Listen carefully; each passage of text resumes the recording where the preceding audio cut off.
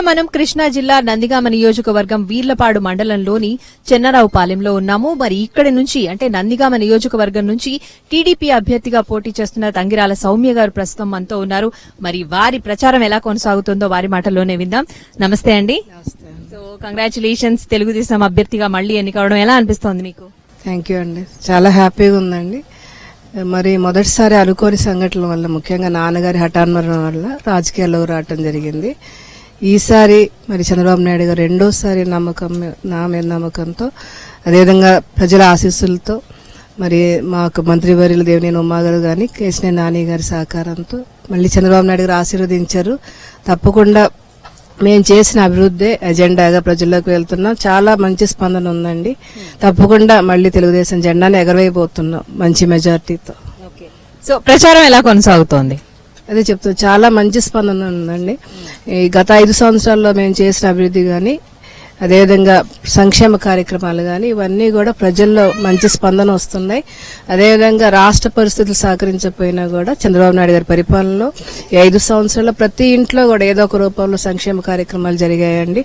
ప్రతి గ్రామంలో కూడా 5 సంవత్సరాలు వెనక్కి వెళ్తే గ్రామాలు ఏ విధంగా ఉన్నాయి, ఈ 5 సంవత్సరాలు ఏ విధంగా డెవలప్ చేసుకున్నామో కళ్ళారు చూస్తున్నాం. ముఖ్యంగా మనం ఈ ఎగ్జాంపుల్ ఈ ఊరే చూసుకుంటే చెన్నారావుపాలెం గ్రామం 5 సంవత్సరాలు వెనక్కి క్యాంపెయినింగ్ వచ్చినప్పుడు అన్ని కూడా మట్టి రోడ్ల మీద వచ్చాం. కానీ ఈ రోజు ఆ మట్టి రోడ్డు కనపట్ల మొత్తం కూడా సిమెంట్ రోడ్ లేని మనకి ఎంట్రన్స్ లో బీటీ రోడ్డు కూడా తీసుకురావడం జరిగింది.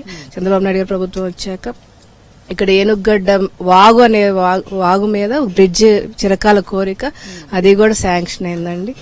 సో ప్రతి ఇంట్లో కూడా ఇల్లు శాంక్షన్స్ చేశాము. అదే ప్రతి ఇంట్లో పెన్షన్ గాని, రైతు రుణమాఫీ గాని, పసుపు కుంకుమ గాని, చంద్రన బీమా గాని, చంద్రన పేళికానికి గాని, యువనేస్తం గాని, లోన్స్ కానీ, ఇలా ఏదో ఒక రూపంలో ప్రతి ఒక్కరు కూడా లబ్ధి పొందున్నారు. చాలా మంచి స్పందన ఉందండి ప్రజల్లో కూడా. గతంలో ఉన్న అనుభవంతో ఇప్పుడు ఇంకా ఎటువంటి అభివృద్ధి కార్యక్రమాల కోసం మీరు పాటుపడాలి అనుకుంటున్నారు? అదంతా కూడా మీ మేనిఫెస్టోలో అంటే అజెండాలో మీరు పొందుపరుస్తున్నారా? ఎక్కువగా యువత మీద దృష్టి పెట్టాలండి. ఎందుకంటే మనకి హైదరాబాద్ ఎక్కువగా ఉపాధి అవకాశాలు ఇచ్చే రాజధాని మనం కోల్పోయాం. ఇప్పుడిప్పుడే అభివృద్ధి చెందుతున్న రాజధాని, అది మాకు అతి సమీపంగా ఉంది. సో భవిష్యత్తులో మరింత ఉపాధి అవకాశాలు రాబోతున్నాయి. యువతకు చెప్తున్నాం, పదే చదువుకోండి, బాగా చదువుకోండి, ఉద్యోగాలు రాబోతున్నాయి అని చెప్తున్నాం అండి. తప్పకుండా మహిళలకు కూడా మంచి రోజులు రాబోతున్నాయి. ముఖ్యంగా ఈ డ్వాక్రా వ్యవస్థను ఇంకా మనం బలోపేతం చేయాల్సి ఉంది. రైతుల విషయంలో మీరు ఎటువంటి అభివృద్ధి కార్యక్రమాలు చేపట్టబోతున్నారు? యాక్చువల్ గా నందిగామ ఒకప్పుడు బీడు భూమి అండి. కృష్ణానది పక్కనే ఉన్నా కూడా మాకు సాగునీరు ఎక్కువ దొరక్క బీడు భూమిగా ఉండేది.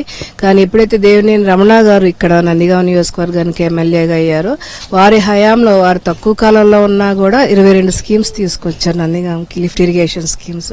తద్వారా ఈ భూమి అంతా కూడా బంగారు భూమిగా అయిపోయింది. కాబట్టి మాకు ఏ స్కీమ్స్ వచ్చినా, అదేవిధంగా ఉమా గారు, వారి తమ్ముడైన ఉమా గారు, ఈ రోజు మీకు తెలుసు రాష్ట్ర వ్యాప్తంగా కూడా ప్రతి రైతున్న ఎకరాకి నీరు అందించాల లక్ష్యంతో వారి శాఖలో దాదాపు 70,000 కోట్ల ప్రాజెక్ట్స్ చేయడం జరిగింది. నందిగామకు కూడా ఈ 5 సంవత్సరాల్లో 7 ప్రాజెక్ట్స్ ఇవ్వడం జరిగింది. 7 లిఫ్ట్ ఇరిగేషన్ స్కీమ్స్ ఇవ్వడం జరిగింది. అదేవిధంగా వీరులపాడు మండలానికి, కంచికచర్ల మండలానికి గోదావరి నీరు తీసుకురాబోతున్నారు మన ఉమా గారు. ముసలి వాళ్ళ విషయంలో మళ్ళీ పెన్షన్లని మాట్లాడుకుంటాం, వితంతు పెన్షన్లని, లేకపోతే సింగిల్ గా ఉన్న వాళ్ళ గురించి. సో అలాంటి వాళ్ళ విషయంలో మీరు ఎటువంటి కేర్ తీసుకుంటున్నారు? గత 5 years బ్యాక్ చూస్తే పెన్షన్ 200. ఇవన్నీ కూడా చంద్రబాబు నాయుడు గారు పాదయాత్ర చేస్తున్నప్పుడు వాళ్ళ కష్టాలు విని తప్పకుండా అధికారంలోకి వస్తే మీ అందరికి పెద్ద కొడుకుగా ఉంటారని ఆ రోజు వాగ్దానం చేశారు. అధికారంలోకి రాగానే మరి అది రుజువు చేశారు, ఆ మాట నిలబెట్టుకున్నారు. 200 పెన్షన్ 1000 రూపాయలు చేశారు. అదే గౌరవ ముఖ్యమంత్రి చంద్రబాబు నాయుడు గారు ఈ రోజు దాన్ని 2 చేసి 2000 ఇచ్చారు. నిజంగా ఈ రోజు వృద్ధుల వీడియోస్ వినండి, మీరు ఎంత ఆనందంగా ఉన్నారంటే. అదేవిధంగా పిల్లలకి మంచి భవిష్యత్తు రావాలని టెక్నాలజీతో పాటు, ఆధునిక టెక్నాలజీతో పాటు విద్యాబోధన జరగాలని చెప్పి చంద్రబాబు నాయుడు గారు ఈ డిజిటల్ క్లాస్ రూమ్స్ ని ప్రోత్సహించడం గానీ, మధ్యాహ్న భోజనం స్కీమ్ కూడా మీకు తెలుసు. నందిగామ నియోజకవర్గానికి సంబంధించి ముఖ్యంగా ఉన్న ఇబ్బందులు ఏంటి, వాటిని ఛాలెంజింగ్ గా తీసుకుని మీరు ఏం చేయబోతున్నారు, ఎలా చేయబోతున్నారు? నాకు చాలా మంది అమ్మా ఈ మద్యపాన నిషేధాన్ని ఏదో ఒక రకంగా అమలు పరిచేటట్లు చేయండి అమ్మా అంటే, మాక్సిమం నా కృషి నేను చేస్తాను. అదేవిధంగా గతంలో బెల్ట్ షాప్స్ విపరీతంగా ఉండే, కానీ దాన్ని ఇప్పుడు మాక్సిమం నిర్మూలన చేస్తాం. బెల్ట్ షాప్స్ అనేవి ఇప్పుడు ఏ గ్రామంలో కూడా లేదు. మహిళా ప్రాతినిధ్యం ఏ విధంగా ఉంది అంటారు ఇప్పుడు రాజకీయాల్లో? మీరు ఏం గమనించారు?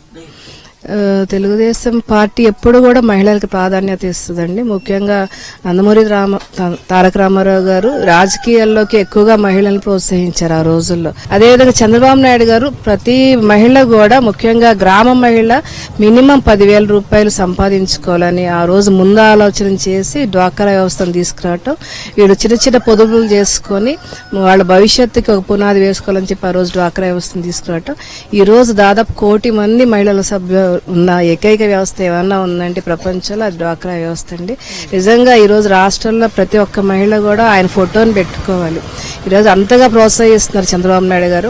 మీరు గట్టి పోటీ ఇవ్వదలుచుకున్నారా? మీ అపోనెంట్ కి ఎలా ఉంది పోటీ, ఎలా ఎదుర్కొంటున్నారు? మేము చేసిన అభివృద్ధి ఉంది, అదేవిధంగా మంచి క్యాడర్ ఉంది, మాకు చంద్రబాబు నాయుడు గారి బ్రాండ్ ఉంది, మంత్రుల సహకారం ఉంది, దేవినేని ఉమా గారి సహకారం ఉంది, కేశినేని నాని గారి అభివృద్ధి ఉంది, సహకారం ఉంది.